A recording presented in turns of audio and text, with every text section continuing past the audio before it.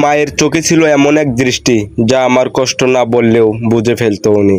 আজ হয়তো হাজার মানুষ দেখে, তবুও কেউ একবারও জিজ্ঞাসা করে না, ভালো আছিস? মার মতো অনুভব করার ক্ষমতা কারো নেই, কারণ মা শুধু মা না, তিনি আমার একমাত্র ছায়া। মা কখনো নিজের জন্য কিছু চায়নি, তার সব চাওয়া ছিল আমায় ঘিরে রাখা। আমি চাইনি তার বৃদ্ধ বয়সে পাশে দাঁড়াতে। আজ নিজে প্রতিদিন তার অভাব টের পাই। আমার সফলতা, আমার হাসি তার উপহার, কিন্তু তাকে দেবার মতো কিছু নেই আজ।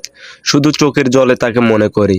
সেটা হয়তো তিনি দেখেন, কিন্তু বলতে পারেন না।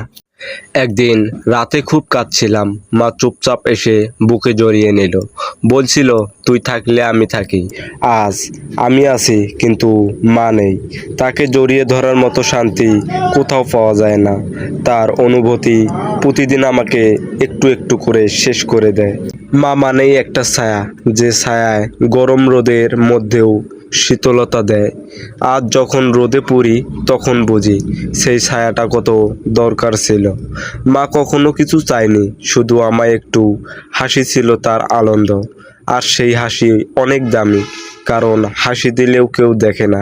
তাকে ভালোবাসি বলিনি, কারণ ভেবেছিলাম তিনি জানেন আজ বলার মানুষটাই নেই পাশে।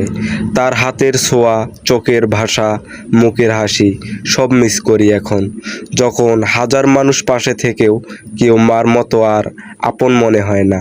ছোটবেলার রাতে দুঃস্বপ্ন দেখলে মা বুকে টেনে নিত।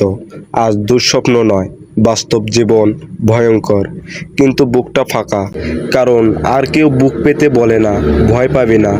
মা চলে গেলে সাহসও চলে যায়, শুধু একটা মুখ সারা জীবন চোখে ভাসে।